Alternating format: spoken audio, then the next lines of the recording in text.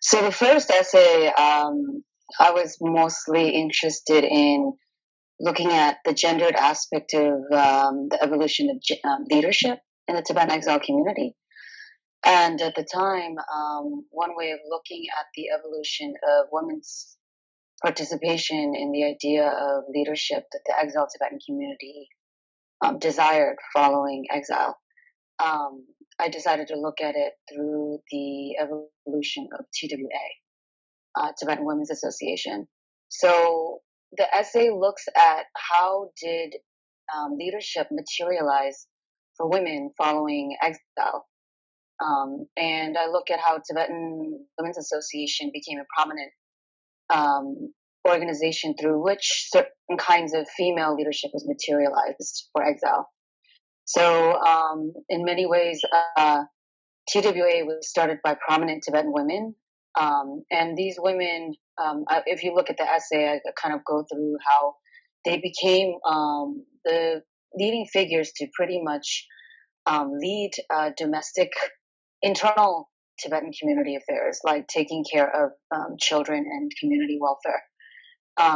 So I was more interested in looking at how did it materialize for Tibetan women, particularly, and then how did Tibetan women also use emerging ideas in the global arena, such as the idea of women's empowerment that was becoming popularized in the 90s and 2000s, and how did TWA take such kinds of ideas around empowerment that Western feminism was kind of promoting, Western like women's movement in particular.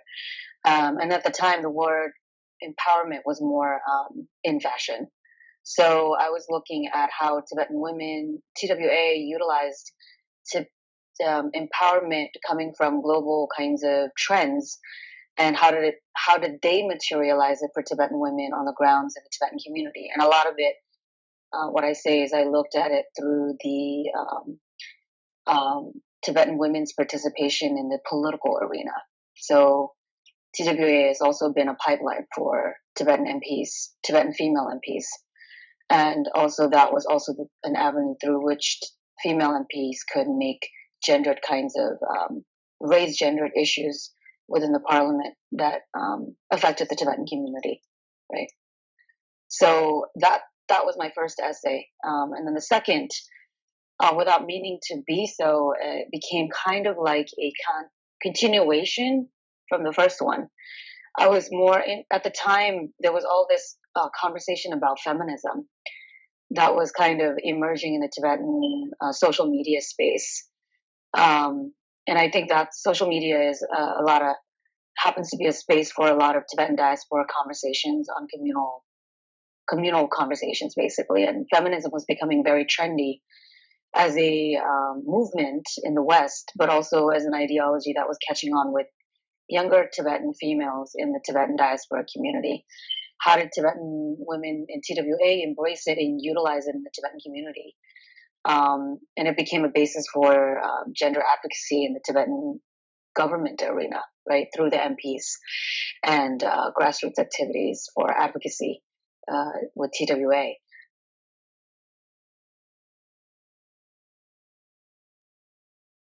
Tibetan history is vast. Prior to the Chinese invasion, our civilization is extremely old.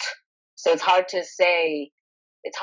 kind of make an assessment for the level of Tibetan female involvement in politics or spiritual realms. It's hard to say because there's so many texts that needs to be explored and that has been explored. I think Tibetan females have been prominent in Tibetan history, like whether through spiritual kinds of paths, or even political ones. It's hard for us to know. We haven't explored that. There's still many texts in Tibetan that have been yet to be explored by Tibetans themselves. So I think that is an endeavor that Tibetans themselves need to engage in, especially Tibetan females. But as far as the level of women's involvement in Tibetan political arena, when when the Chinese invaded and Tibetans had to come in exile, Tibetan leadership had to figure out how to take care of the crisis of refugees. And so in many ways, the Tibetan leadership needed everybody, regardless of gender. Everybody was needed. They were participating because they had to, right? So it's gender. I'm more interested in but I do think it's different from if we look at the Lhasa government previous to exiles that were clear government roles. They were not as, like, men were more prominent than men. So in exile, it's interesting because a lot of the men went ahead and did the external stuff, which is like going to the UN and to the international community, whether it was for diplomacy or for aid. And then the women heavily took on the roles of managing the Tibetan school systems, which happened to be schools for actually taking care of children, who are going to be the next, the future of Tibet. So in that sense, I think the roles became divided. Everybody stepped up to the plate, regardless of gender. And I think the Tibetan leadership, is in putting in the space of school, the entire hope was to create a institution for a future of leaders that were both male and female. That was the vision that His Holiness had, and in many ways, they achieved in that dream.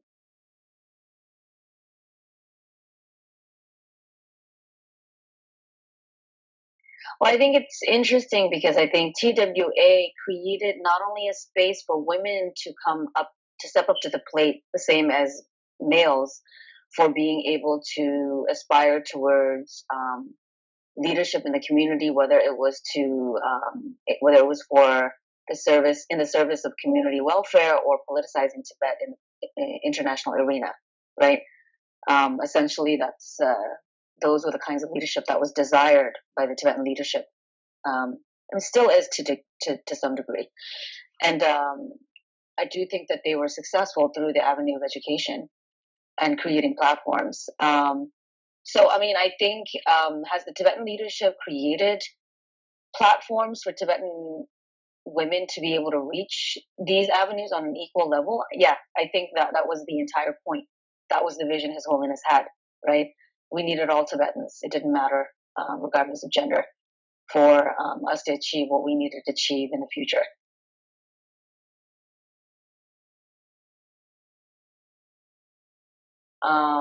My work on TWA shows that, yes, Tibetan women were able to take full advantage of this new platform to participate, whether in education or promoting the Tibetan cause, right? But at the same time, they were also negotiating how these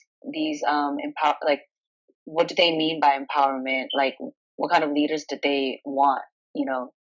And in many ways, I said the kind of leaders that were desired were like modern educated, when I say modern, I don't mean like traditional education, not so much. Modern education, emphasizing modern curriculums, right? But I said the downside to that happened to be when you're promoting a specific version of female leaders, which heavily emphasized education. Did that create opportunity for other Tibetan females? Definitely.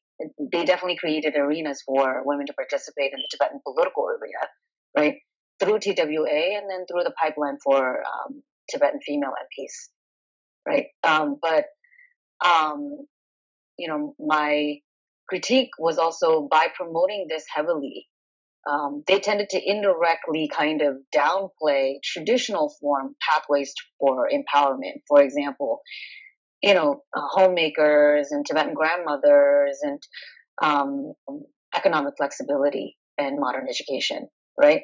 Which were two things that TWA emphasized and was important, because they used this as a way to advocate for more Tibetan girls to be educated, and that did create an atmosphere for Tibetan communities to kind of emphasize girls' education more, right? So I think there was opportunities and arenas where we should have,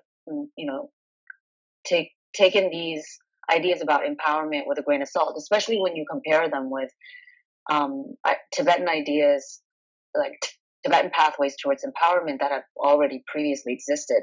That might be a little different from the ones that were becoming trendy in the global arena in the 90s and 2000s, right? Yeah, I do think it created opportunities, but I do think that we needed to take a step back to say, all right, well, does it only have to be this kind of empowerment? Can we still promote traditional pathways for empowerment? Because these women still, they still play the role of carrying on and passing on Tibetan tradition, including ideas about pathways towards empowerment through spiritual liberation, right? So these things are still important if we're trying to preserve Tibetan culture in exile.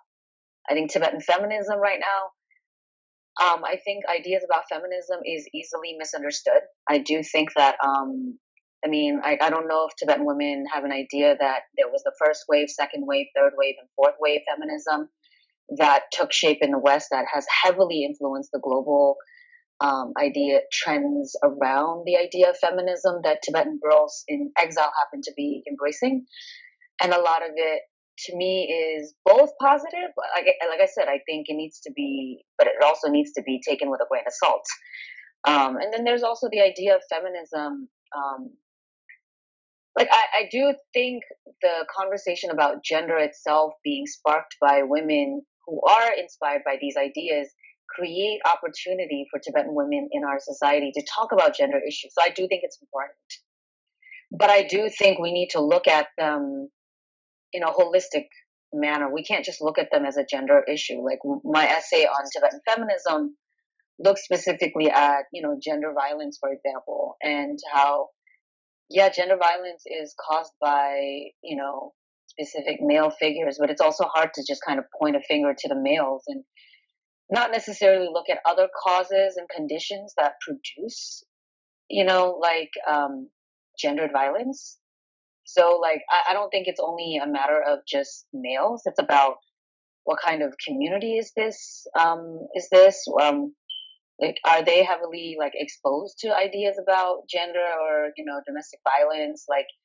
Are they facing other kinds of problems other than is there external conditions that produce socioeconomic or political conditions that exacerbate gendered violence conditions?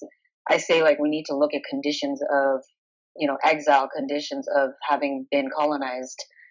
A lot of these things play into communal violence, for example, feelings of alienation, not meeting socioeconomic standards. All of these things play into not just gendered violence, but communal violence. So to kind of pinpoint it to just gendered issue, I think it's too simplistic. I think we need to analyze these in overall a good thing. I do think so, because I do think it's I'm more willing to do the work intellectually